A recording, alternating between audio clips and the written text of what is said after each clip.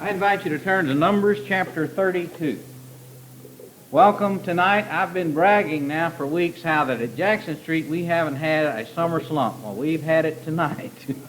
But it's good to see you here and to applaud you on your attendance. And we know there are a lot of people getting in that last trip before school starts this weekend. Look forward to seeing all our familiar faces back next Sunday. Hope that you've had a good day and the Lord has blessed you. We're going to take the lesson title from a verse we'll be reading in a few moments, so let's begin our thoughts about chapter 32 with me reminding you that God had chosen a great man named Moses, given him the assistance of his brother Aaron, to lead the children of Israel from the bondage in Egypt into the promised land that had been promised to Abraham. It had been inhabited by many pagans and those people who were idolatrous in their base nature, and God knew that in about 4 generations they would reach a point where he would be just in removing them from that land and giving that to his people. And after their philandering around down in the desert and spending more time down there than they needed to because of their unbelief, they have finally turned north and begun the conquest. They are moving on the east side of the Jordan River first. And when they have completed all that section, then they're going to cross the Jordan and begin the conquest of Canaan proper. I would remind you that after the land was settled and after the land developed its kings during the reign of Solomon, this was a vast area that didn't just cover that stretch from the Jordan over to the Mediterranean Sea, but indeed extended all the way from the Mediterranean Sea to the river of the Euphrates. It was a mighty land that was owned by Solomon.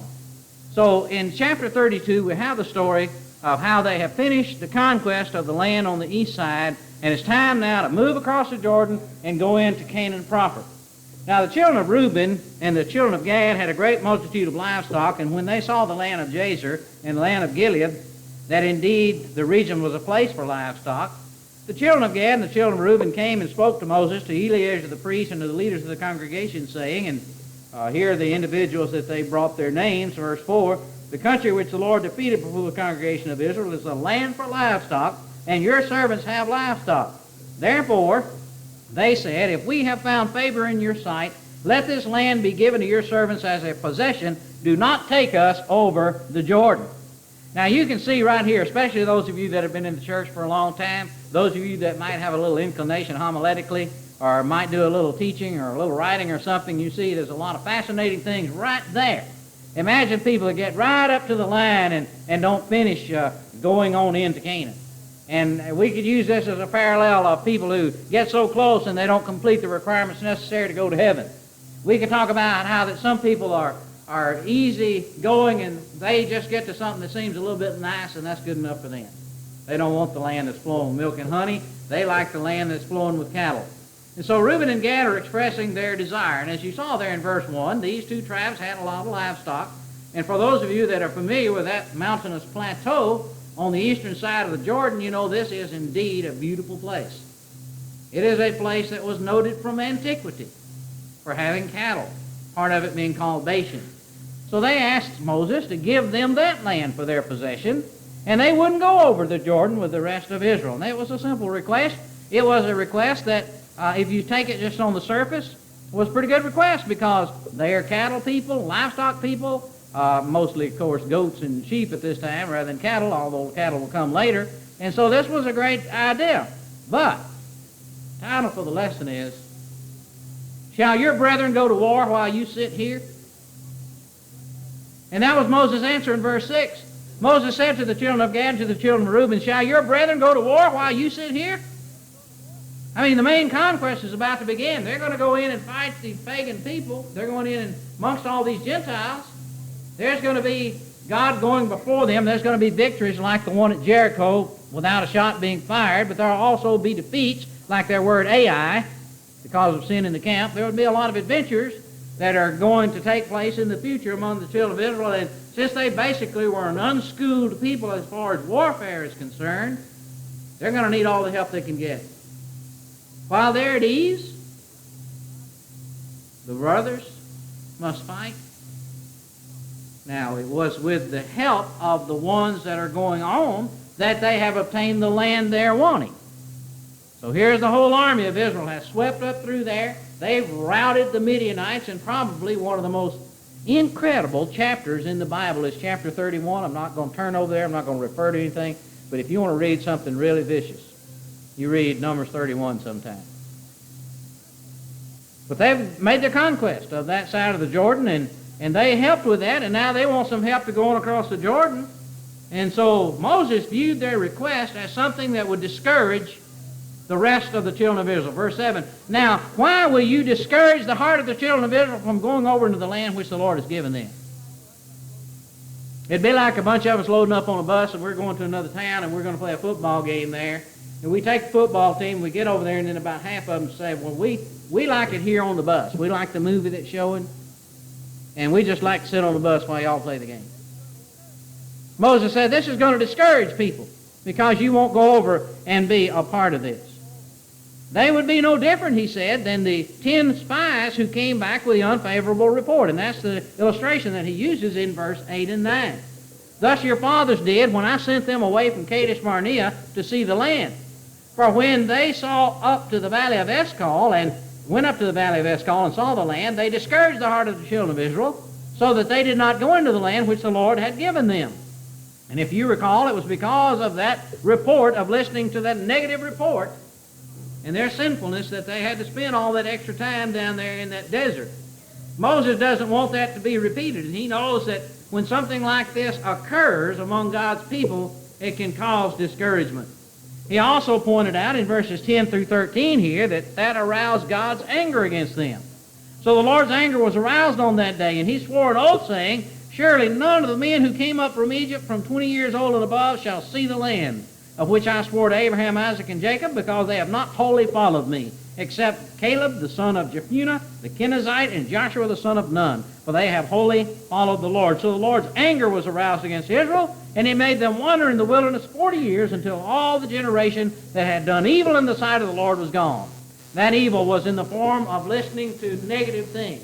That evil was in the form of being overpowered by a people that God had promised. If you will stay with me, we will overcome them and you will have this land. So he immediately sees this as slacking. He sees them as a sort of gold bricker, someone who wants to take it easy. Hey, we like it here, we're happy with this, and we're not going to go any further.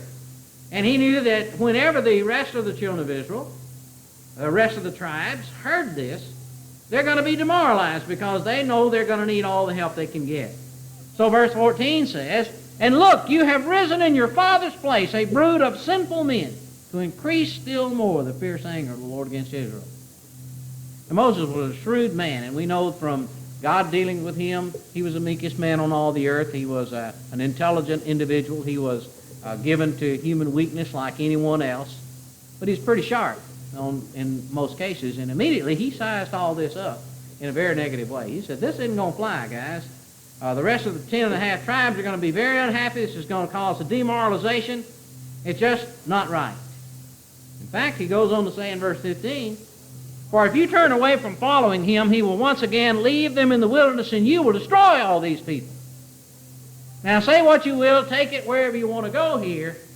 It is a fact that when dissension breaks out and when a moral climate declines so that there's a demoralized people, then ultimately you can have the destruction of the people. They may drift in so far away because of their discouragement that they don't get back.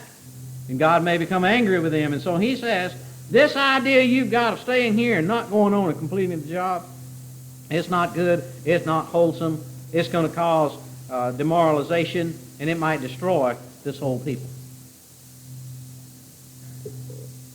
Have you sat by and watched while others did a job and when they needed your help? I remember in 2 Samuel 11 and verse 11 where Uriah had been given the opportunity to go and sleep in the comfort of his own tent, and he says, I can't do that. He said, all my brothers are out there on the battlefield in tents right now, and I go to my house. I said tent, I meant house. I go to my own house there and eat and drink. That wouldn't be right. I'm not going to do that. In 1 Corinthians 13 and verse 5, love does not behave itself unseemly, does not seek its own, is not easily provoked, thinks no evil. And in Philippians chapter 2 and verse 4, Paul said, look not every man on his own things, but every man also on the things of others. Have you seen some people that just as soon as they get what they want, they're out of it? As soon as they're satisfied, as soon as they've accomplished their goal and received what they want, then they quit. And so that's what Moses is thinking here. So they come back with a counter offer here in verse 16. Then they came near to him and said, we will build sheepfolds here for our livestock and cities for our little ones, but we ourselves will be armed, ready to go before the children of Israel, until we have brought them to their place, and our little ones will dwell in the fortified cities because of the inhabitants of the land. We will not return to our homes until every one of the children of Israel has received his inheritance. For we will not inherit with them on the other side of the Jordan and beyond, because our inheritance has fallen to us on this eastern side of the Jordan. So they said, here is the deal that we're offering to you. If you'll give us this land and let us stay on this side of the Jordan, which fits us so well for our particular interest, we'll go over and help them conquer the land. And we'll make sure that they get their part as well. So Moses agreed to that. And in verse 20 we read that Moses said to them, if you do this thing, if you arm yourselves before the Lord for war, and all your armed men cross over the Jordan before the Lord until he has driven out his enemies from before him, and the land is subdued before the Lord, then afterward you may return and be blameless before the Lord and before Israel, and this land shall be your possession before the Lord. So he agrees that this is a compromise that's acceptable. So here you got these tribes, they want to stay right where they are. They don't think it could possibly get any better anywhere over in Canaan proper. But they say, if there's a problem with us staying here, then we'll go over and help them win just like they helped us win this part. And when it's all done, then we'll come back here and dwell. Moses says, okay, if, you notice how he says, if you do this, if you arm yourselves, and you follow through. But notice, if you will, in verse 23, but if you do not do so, then take note, you have sinned against the Lord, and be sure your sin will find you out. Now, once again, you see, don't you, the directions we can go here. Solomon said, you better not give a vow and not keep it. When you give your word, you need to do what you said you would do. So many times we see people who say, listen, if you'll just do this, then I'll do this. And they do it and we don't do our part. Or we tell people, I'll carry out and carry on and see it through and help you, and next thing you know, they're not there. Have you ever made arrangements for something to happen on a given day and the people who said they would come don't show? Sometimes these sorts of things happen. So Moses said, let me tell you something now. Here's the way it's going to be. If you don't do this, you have sinned against God. And be sure your sin will find you out. So, in 1 Corinthians chapter 10 and verse 11, Paul tells us that the things that happened to Israel serve as an example to us and was written for our admonition. With that in mind, we think not only of the unbelief that broke out among them, as we have recorded in Hebrews chapter 3. We think not only of all those corpses that fell in the desert because of their listening to negative reports from the spies. We think also of this incident where a promise was made that they would see through and do their part.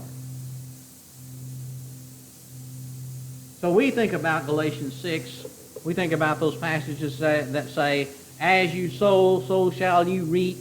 But here in this case, Moses makes this statement. You've heard this phrase, I'm sure. Be sure your sin will find you out. And the sin in this case would not be keeping their word. So I want to make an application to us today. In 2 Corinthians chapter 10, verses 3 through 5, Paul tells about the spiritual warfare that we are involved in. For though we walk in the flesh, we do not war according to the flesh. For the weapons of our warfare are not carnal, but mighty in God for pulling down strongholds, casting down arguments and every high thing that exalts itself against the knowledge of God, bringing every thought into captivity to the obedience of Christ. We are involved in a spiritual war. And that war has not been won. Now, it is true that there have been many troops from the Lord's church that have won many battles. And there have been, particularly in the past, some exciting things that took place. Great triumphs of the truth. and great men who stepped forward at a time when they were needed and took a stand.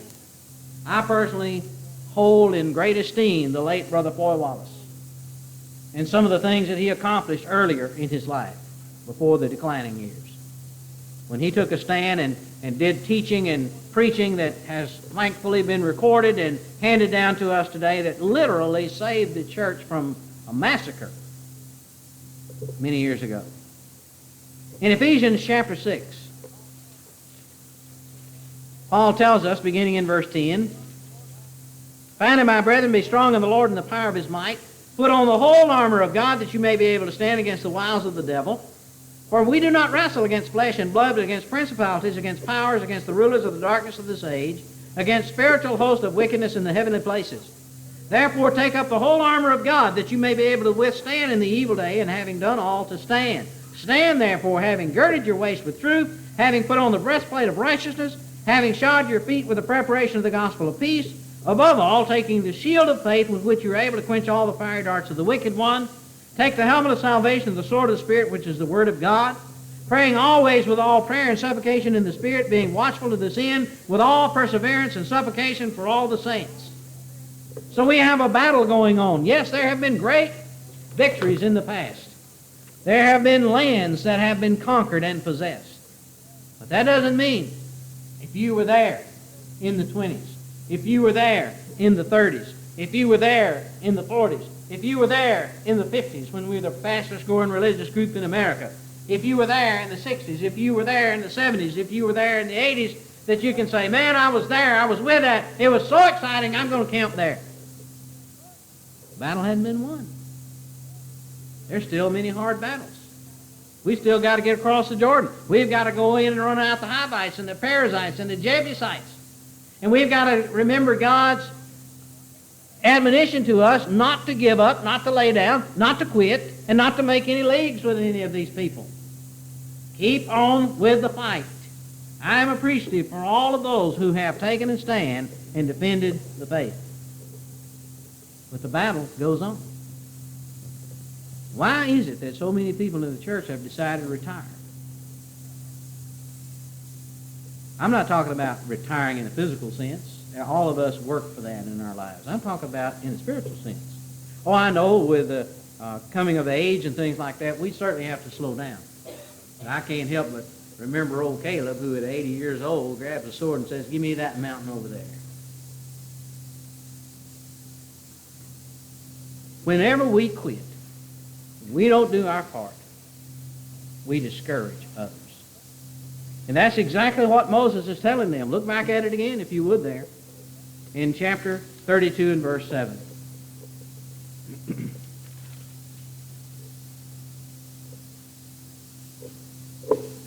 Excuse me, I've got the wrong book here.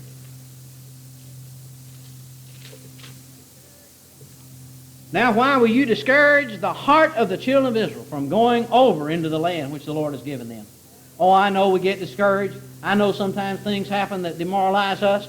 Things are said, things are done, things come down that just make us want to quit. We've all been there. I think it was Brother J.J. Turner one time who said all preachers quit every Monday. And, you know, we have our ups and downs. We're like Moses and Elijah and others who've grown so discouraged. But the battle is not over. We have not crossed over Jordan into the final land of Beulah. There are many more battles that have to be fought. Some of these will be outlandish battles. Some of these are going to be very famous and worldwide known. Some will be skirmishes that take place in and of our own hearts and in and of our own families. The battle is not won. The slothful is a brother to him who destroys. Solomon said in Proverbs 18 and verse 9. And Jesus said in Matthew 12 and verse 30, "Whoever is not with me is against me. If you're not gathering, you are scattering." And the end result of that is, we don't make our commitment to see this thing through, be sure your sin will find you out. Because God said, "Be faithful unto death, and you will receive the crown of life." So when Reuben and Gad realized the effect of sitting while their brethren went to war, they made arrangements to do their part. And Moses was patient with them. Would you look at verse 24? He said, build cities for your little ones and folds for your sheep, and do what has proceeded out of your mouth. Go ahead and take time to get things ready there. Then in turn, verse 25, they did their part. And the children of Gad and the children of Reuben spoke to Moses, saying, your servants will do as my Lord commands. Our little ones, our wives, our flocks, and all our livestock, we will be there in the cities of Gilead, but your servants will cross over, every man armed for war before the Lord of battle, just as my Lord says. Certainly we can be patient in helping our brethren prepare for war. There's teaching that needs to be done. There's some grounding that has to take place. There's some preparation in the art of war.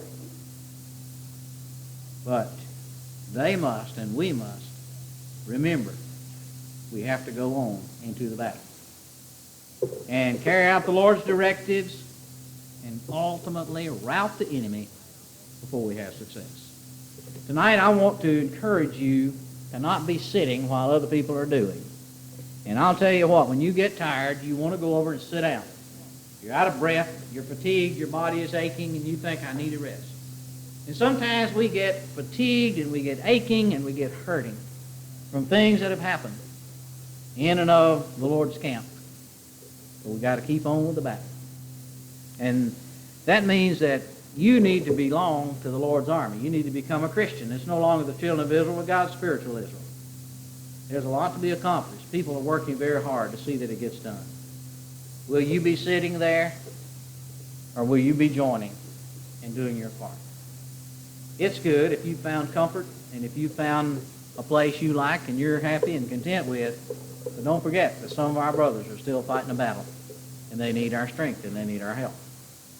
So that might behoove us to quit like men, stand up, be strong, be counted, and take a stand for the truth of God's Word. And all those who are fighting against it, because there are many. They're rising up even in today's age. And while in the past there would be those who would rise up with the premillennial teaching, and some champion would arise to knock them back, and there would be someone to rise up with some teaching that was improper about the Lord's Supper, and some brother would rise to the occasion. Today, we have battles on every front, and we need every person armed and helping us maintain, defend the truth of God's Word. Tonight, you could do that by becoming a Christian or by becoming a more dedicated Christian. And don't sit while others are doing the work. Grab your sword or your trowel and get busy in the Lord's kingdom. If you'd like to take a more active part in that great battle that goes on till the end of time, by becoming a soldier or by honing your skills and becoming a real ninja for the Lord, then we encourage you to come forward as we stand and sing this song.